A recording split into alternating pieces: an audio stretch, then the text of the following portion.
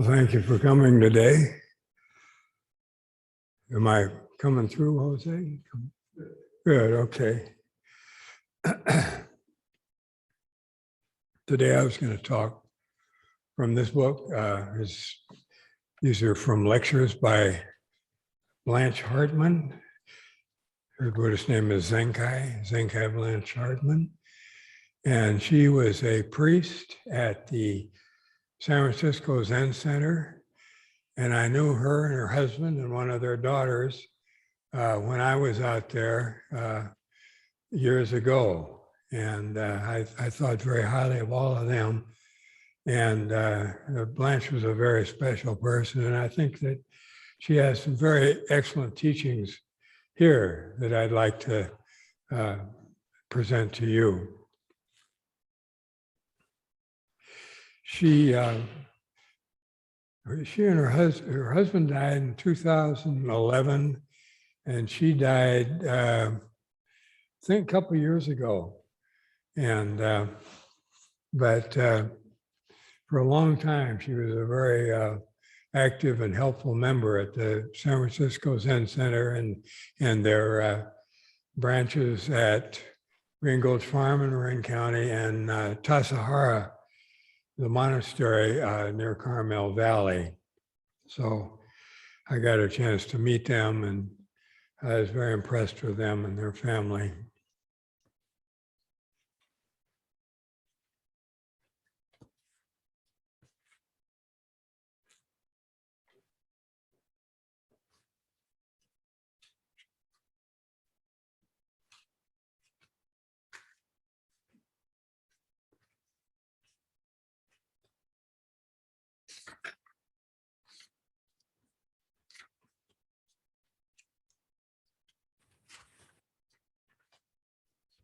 The first section I'll start off with is called The Curiosity of a Child.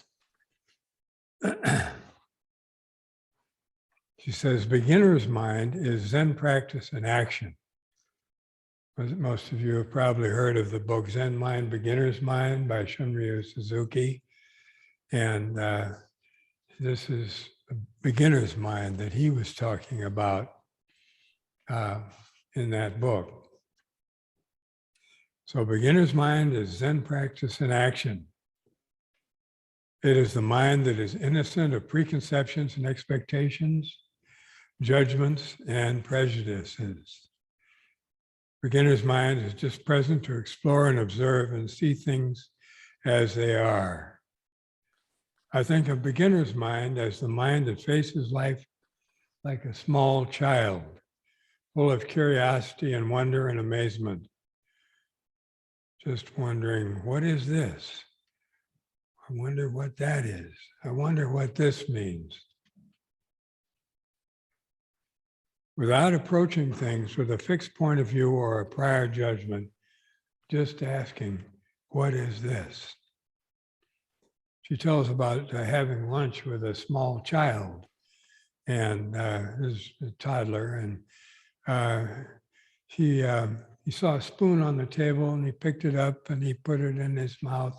He started banging it on the table and moving it around. And for him, for this little toddler, this spoon had all sorts of possibilities, and he was exploring with great delight to see what he could do with this thing and what he could make of it.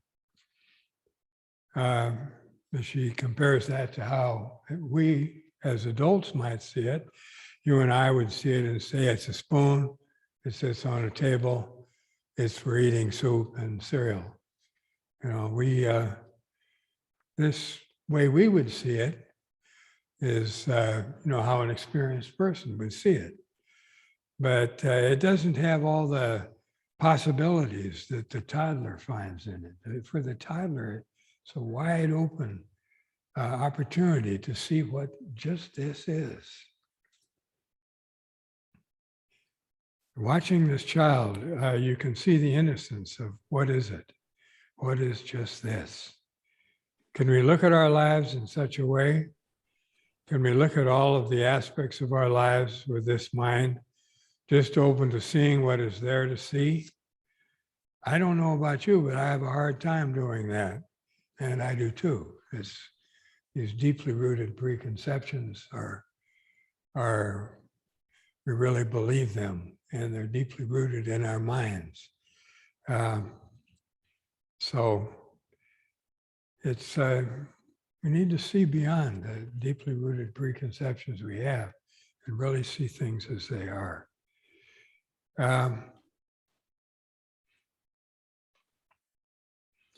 She said, I have lots of habits of mind. I think most of you do too. Children begin to lose that innocent quality after a while, and soon they want to be someone who knows, someone who can pin down and know what something is. We all want to be the one that knows, the one that can really understand something conceptually. But if we decide we, in quotes, know something, we're not open to the other possibilities anymore. And that's a shame. We lose something very vital in our life when it's more important to us to be the one who knows rather than it is to be awake to what's happening. We get disappointed because we expect one thing and it doesn't quite happen like that. Or we think something ought to be like this and it turns out differently. Instead of saying, oh, isn't that interesting? We say, yuck, not what I thought it would be. The very nature of beginner's mind is not knowing in a certain fixed way, not being an expert. As Suzuki Roshi, Shunryu Suzuki, who wrote Zen Mind, Beginner's Mind, and who is the founder of the San Francisco Zen Center, as Suzuki Roshi said in the prologue to Zen Mind, Beginner's Mind, in the beginner's mind, there are many possibilities. In the expert mind, there are few. As an expert, you've already got it figured out and nailed down. You don't need to pay attention to what's happening now, because you've already got it figured out. You already know what this thing is. So how can we cultivate this mind that is free to just be awake? In Zazen, in just sitting and noticing the busyness of our mind and all the fixed views that we carry. Once we notice the fixed views we're carrying around with us, the preconceptions that we're holding to, then it is possible for us to let them go and appreciate our life as it is. So Suzuki Roshi had an expression, not always so. And he would sometimes say, the essence of Zen is not always so. Not always so. This expression is a good reminder for us when we're sure that we know what something is or what a situation is. It gives us an opportunity to look again more carefully and see what other possibilities there might be in this situation.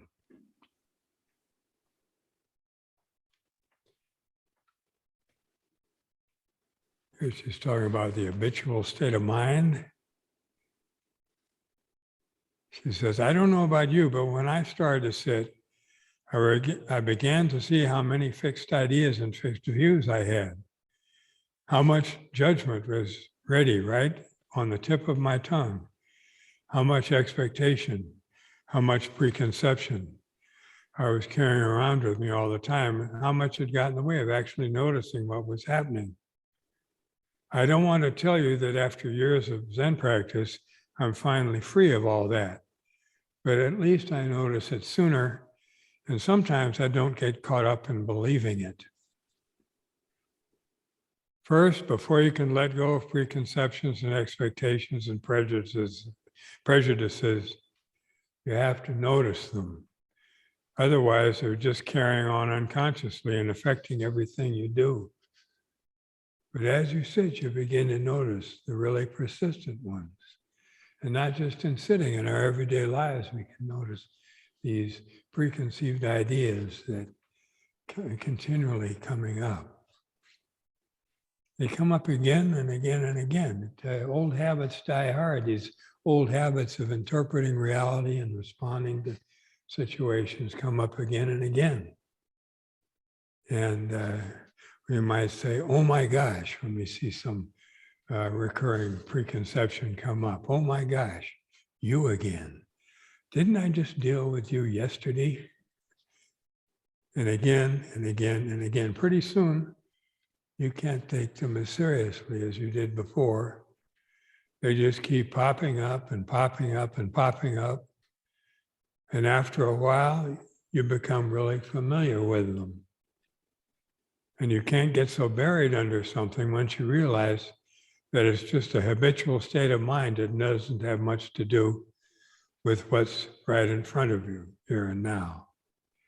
It's just something that you carry around with you all the time and bring out for every occasion. It hasn't much to do with the present situation. Sometimes you can actually say, oh, I think I'm just hauling that idea around with me. I don't think it has anything to do with this situation now.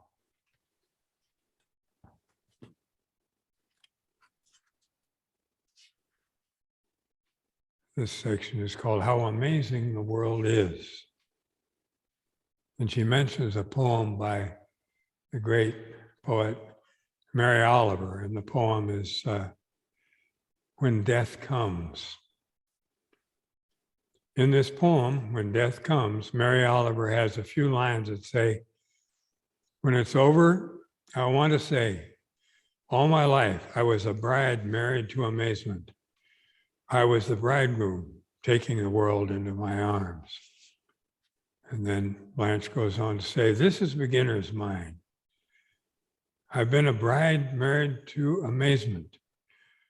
This, as Mary Oliver said, just how amazing the world is, how amazing our life is, how amazing that the sun comes up in the morning, or that the wisteria blooms in the spring. As Mary Oliver said, a bride married to amazement, a bridegroom taking the world into my arms. Can you live your life with that kind of wholeheartedness, with that kind of thoroughness?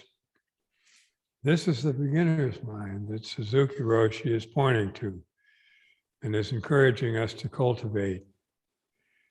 He is encouraging us to see where we're stuck with fixed views and see if we can, as the Zen teacher Kosho Uchiyama says, open the hand of thought.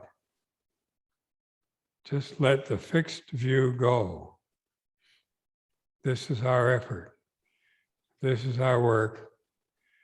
Just be here, ready to meet whatever shows up without expectation or prejudice or preconceptions. Just, what is it? What is this, I wonder?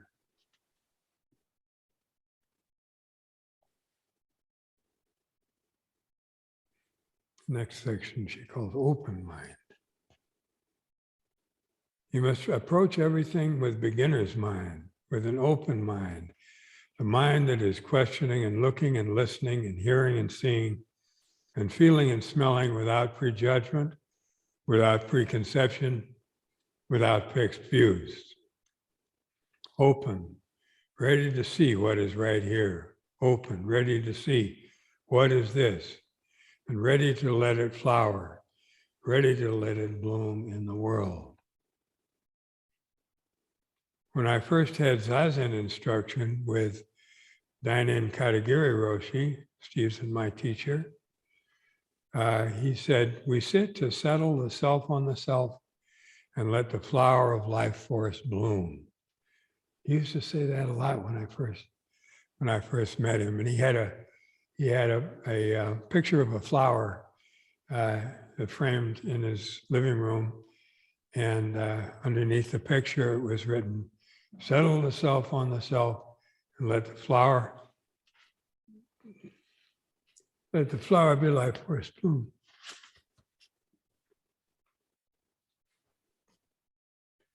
That's intimacy, to settle the self on the self. When this Buddha can bloom in all its particularity,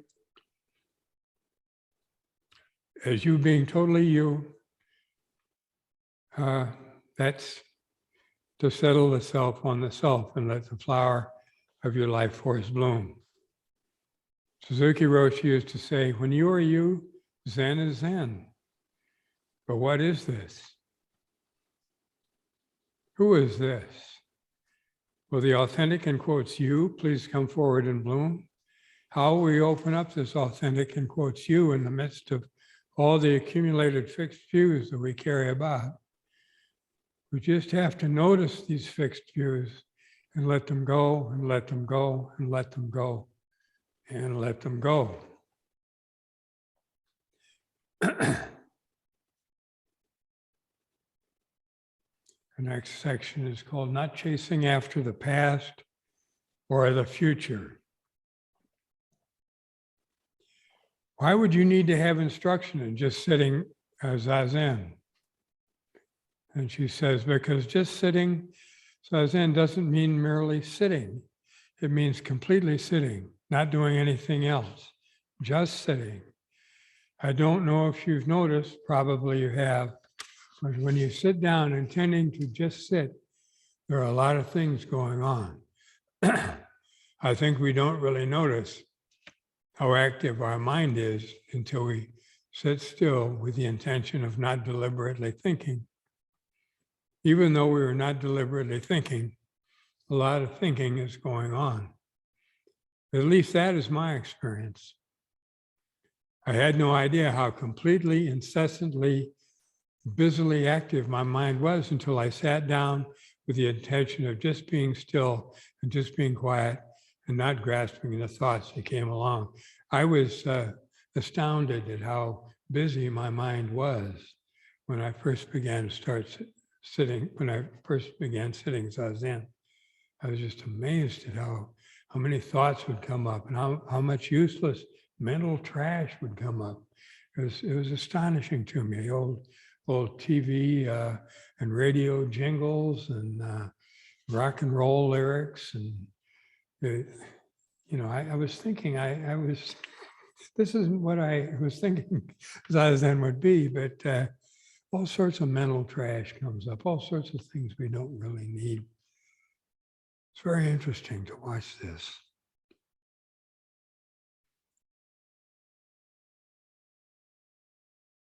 One of the reasons we need some instruction in how to sit is to get some help with what might support us in letting some of that busyness go and just going along without grabbing onto it.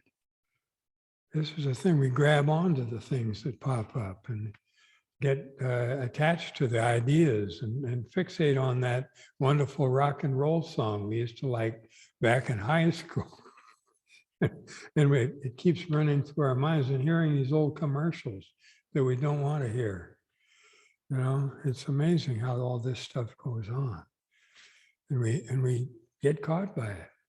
Get these what are called earworms, where you just can't escape all these things that come up.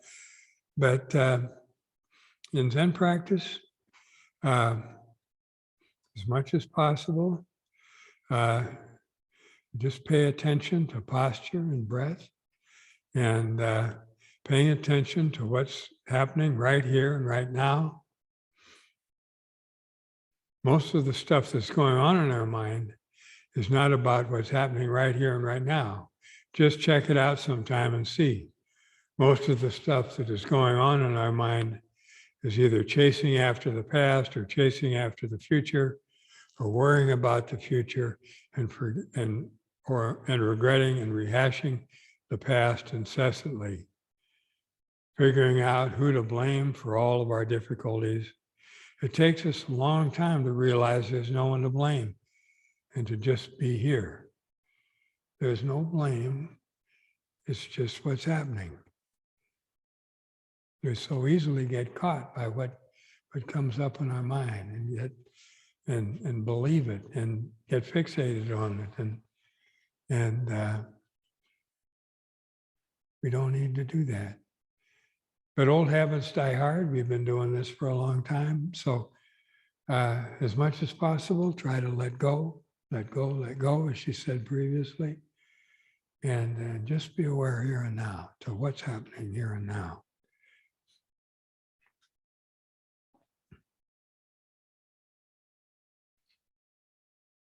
This is called one who is awake.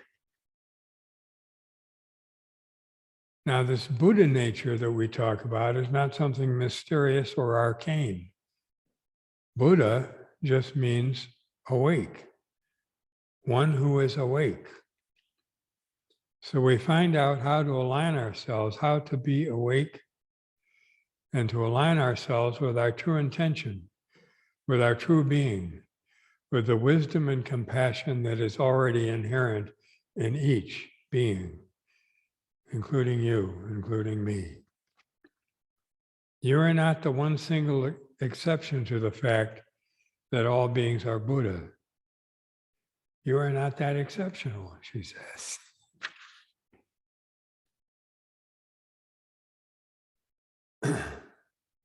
The next one, she describes her most transformative moment. During the Vietnam War, I was a political activist. I fought for peace. Eventually I realized there was some contradiction in that, fighting for peace. There wasn't any peace in me. I hated the people who disagreed with me. That was a kind of war within me. In 1968, I was just beginning to look at the way in which I was vigorously clinging to my opinions about things and denigrating others who had different opinions. When there was a strike at San Francisco State University, the police came along with their masks and clubs and started hitting and poking people. And without thinking, I got between the police and the students. I met this riot squad policeman face to face with his mask on and everything. He was close enough to touch. I met this policeman's eyes straight on, and I had this overwhelming experience of identification, of shared identity. This was the most transformative moment of my life. Having this experience of shared identity with the riot squad policeman, it was a gift. Nothing had prepared me for it. I didn't have any conceptual basis for understanding it. The total experience was real and undoubtable. My life as a political activist ended with that encounter because there was no longer anything to fight against. The way I described it to my friends was the policeman was trying to protect what he thought was right and good from all of the other people who were trying to destroy it. And I was doing the same thing. So this is how she explained it to her friends. This is kind of a conceptual explanation of her experience, but her experience was much deeper than that. Her experience was an actual direct experience of seeing that she and the policeman were living one life. And that transformed her life.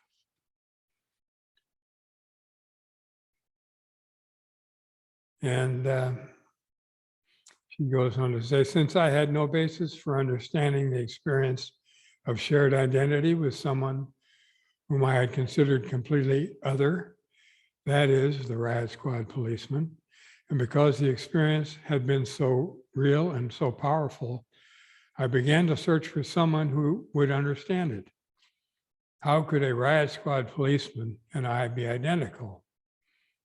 In my search, I met Suzuki Roshi. And the way he looked at me, I knew he understood. And that's how I came to be his student. Excuse me, a little emotional here.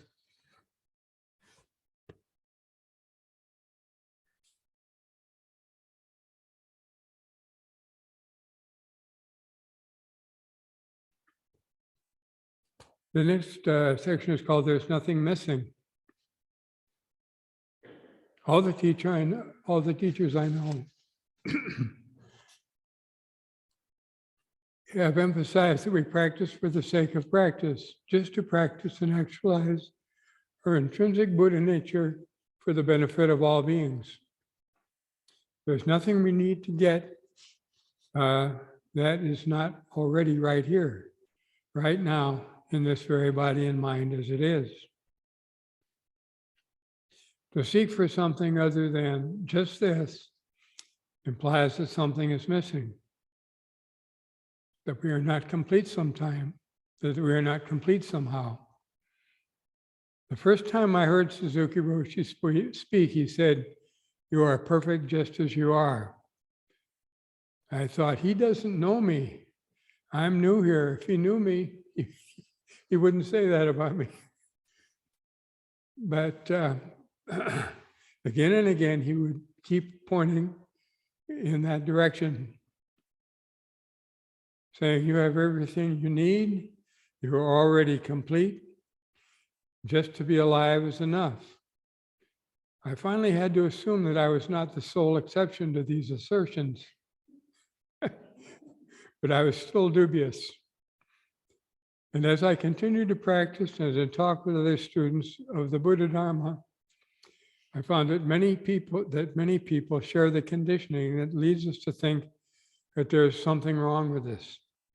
If we could only get, do, or be something more, then we would be all right. It's so easy for us to get the idea that there's something wrong with us. And it's so hard to let go of that and just appreciate this one life as it is. Oh, thank you, David.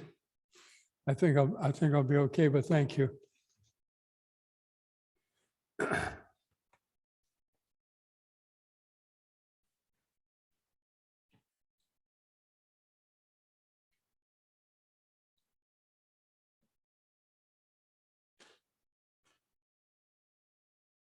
The next section she calls Open to Surprise.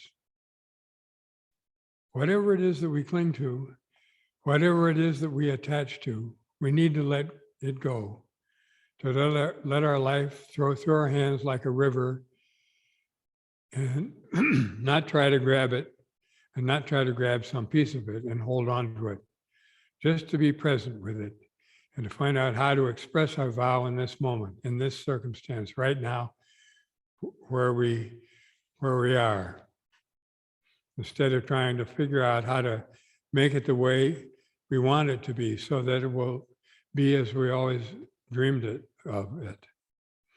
It won't be as we've always dreamed of it. There will be many surprises. When we're open to embracing the surprises as they are, then there will be inconceivable joy. If we get angry and say, "This isn't what I expected," then there will be inconceivable misery. Just to welcome our life as it arises, moment after moment, to meet it as fully as we can, being as open to it as we can, being as ready for whatever arises as we can, and meeting it wholeheartedly. This is leaving behind all our preferences, all of our ideas and notions and schemes, and just meeting life as it is. Can you meet your life as it is and say, just this is enough? Or are you always looking for something more? That's where suffering comes in. This isn't enough, I need something more. Then we always feel as if something is lacking. The next little section, she says, be kind to yourself first. Suzuki Roshi used to say, see everyone as Buddha. See each being as Buddha. See yourself as Buddha. And if we're all Buddha, if we're all interconnected like that, then an all-encompassing love has to be our experience. We're living inseparably from all beings. This is the basis of compassion and seeing that. We're living one life with all beings.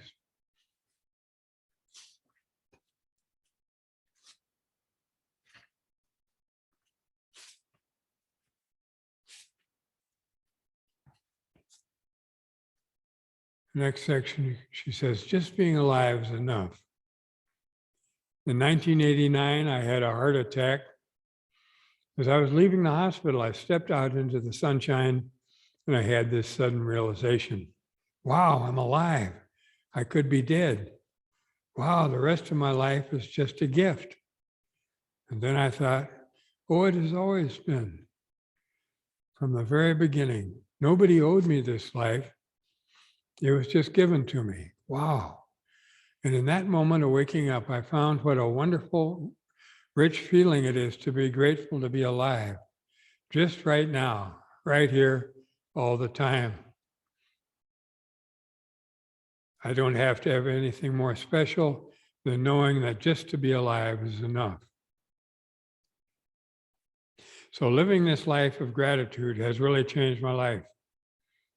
I used to be both quite opinionated and quite ready to criticize anyone who didn't agree with me. Now I recognize that my life depends on all the lives around me. We all support each other. None of us could care for ourselves in the world all alone. We're so completely interwoven and interdependent. Our lives depend on one another. And as you begin to realize that, you can't help but be grateful.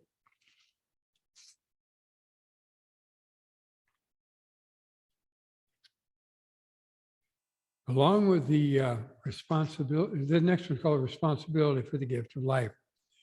Along with the gift of life comes some responsibility for supporting life, particularly along with the gift of life there comes the responsibility of supporting life, participating and taking care of this fabulous gift of life on this earth that we've been given. And this is particularly important point now in our history, as we find that the way we're living is endangering the continuity of life. We see that we have to make some changes in the way we use fossil fuels because we're in danger of poisoning ourselves and changing the climate on this earth sufficiently to make it uninhabitable, at least by creatures such as we.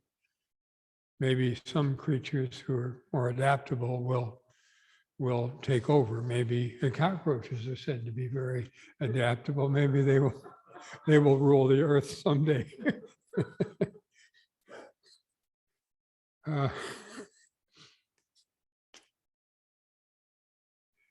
There is a responsibility having received this gift of life, and that is to take care of it in whatever way we can.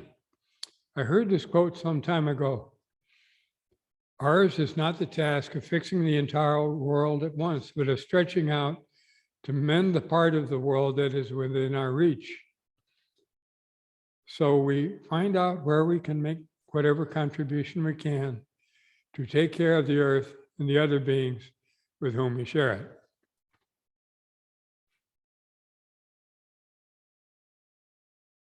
This next section is called Good Evening, Bodhisattvas. And she talks about the Dalai Lama. And the Dalai Lama, she mentions, his bodhisattva vow was, every day, think as you wake up, today I'm fortunate to have woken up. I am alive. I have a precious human life. I am not going to waste it. I'm going to use my energies to develop myself, to expand my heart out to others, to achieve enlightenment for the benefit of all beings. I'm going to have kind thoughts towards others. I'm not going to get angry or think badly of others. I'm going to benefit others as much as I can. This is our essential vow as bodhisattvas. And I saw the Dalai Lama one time and I was very impressed with him. He was a very wonderful, gentle, warm-hearted person with a delightful sense of humor. And I saw him at Williams Arena about 20 years ago. That's the basketball gym of the University of Minnesota. The Dalai Lama wore his maroon and gold robes. And some people were very impressed that he wore the colors of the Golden Gophers. Is that what a respectful thing to do? Well, those were just his regular robes. But anyway, I was very impressed with him. And and then Blanche goes on to say, all of us are bodhisattvas, all of us. Suzuki Roshi always used to,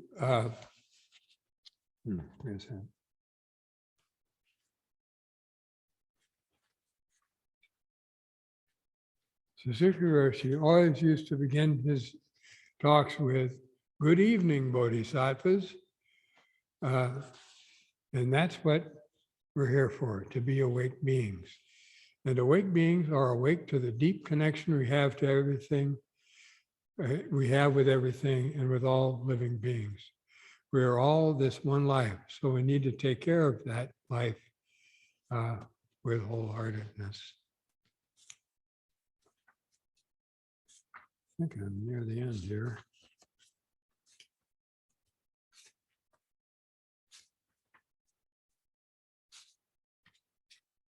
Couple more.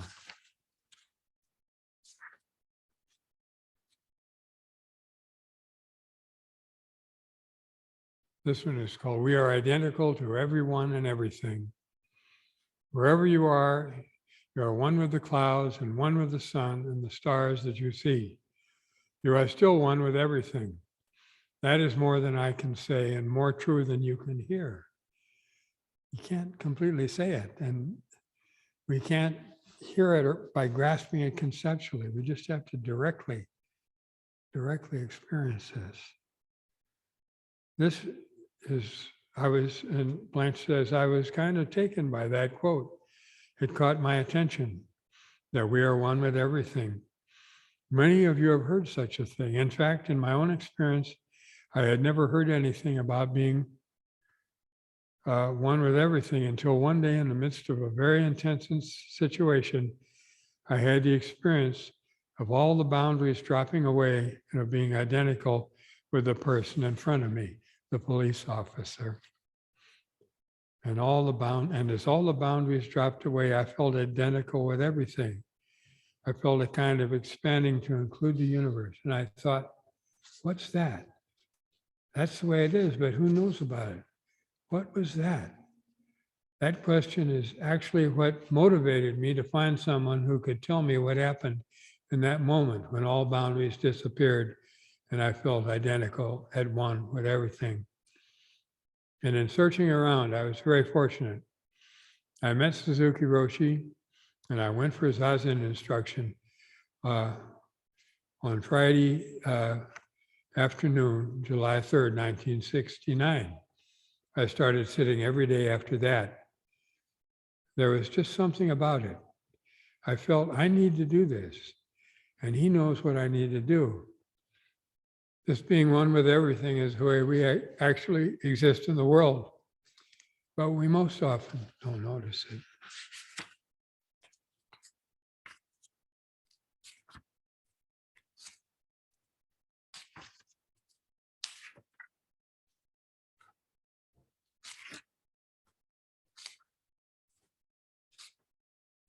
I think there's one more thing here that I'm just going to do.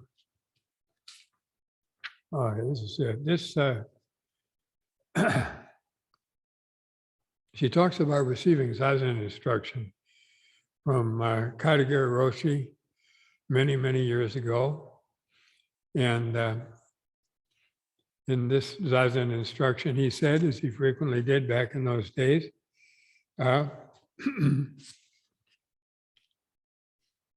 we sit to settle the self on the self and let the flower of our life force bloom. That was another one of those moments that have deeply moved me. And it has stayed with me forever. How do we let the flower of this life force bloom if there is nothing to gain from Zen practice? If this is it, our life as it is, and there is nothing to get, and we are complete as we are, where does effort come from if there is no goal?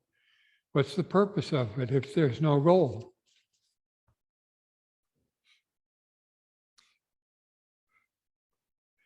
But the spirit of our practice is to practice without trying to acquire anything, because we already have everything we need, without trying to be anything other than just this one, because this one is a Buddha from the beginning.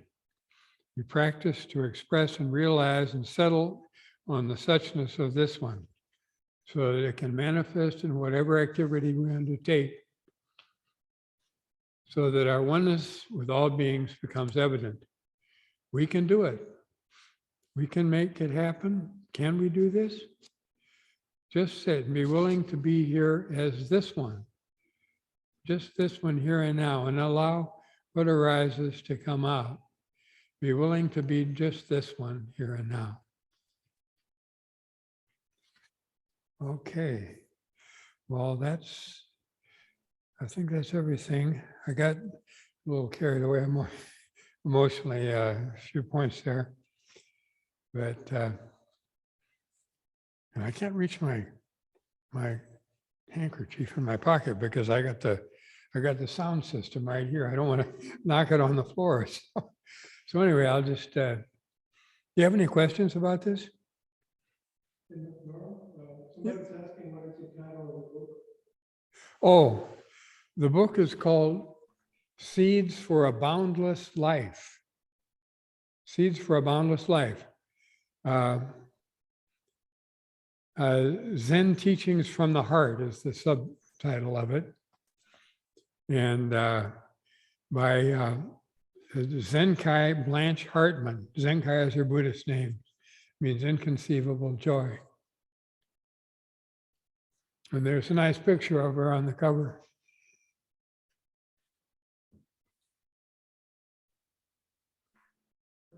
Yes. Who was it who said, right before the person who said, this is more than you can hear and more than I can say. Suzuki Roshi. Suzuki said that. Yeah. That's in Zen mind, beginner's mind, isn't it? I don't know. Gosh, it might be. I'm not sure. It might be. What preceded that? You are the sun, moon. The what? Well, what was the color that preceded that? You are the sun. You're one with the sun, the moon, and the stars, one with all beings. One. And it isn't just something, an idea we can get. It's something we have to really directly realize. Yes. I'm kind of struggling with like trying to seek experience. Trying to what? I feel like I'm seeking experience. Even when I'm coming here, I'm seeking and trying. Yeah. And like I feel like that's what I'm doing when I'm sitting. I don't really know how to not do that, or Just notice when you're doing it and let go of it as much as you can. And then you'll find you do it again. And then as soon as you notice that, just let go and try to just be aware here and now without seeking anything. But then you'll start seeking something again and just let that go again and again and again. Eventually, it can be seen as nothing to seek. It's all right here. So don't be very patient with yourself. That's a very deeply rooted and deeply ingrained way of thinking, that we need to get something. I need to get some experience, something special. But when you find yourself thinking that, just as much as you can, and without any criticism, just let go and resume the practice of just being aware here and now, for the sake of being aware here and now, as much as you can. Coming back to that again and again. And old habits die hard. And so be very compassionate with yourself and patient with yourself. Just let yourself see this as much as you can. I hope that's helpful. Yeah, thank you.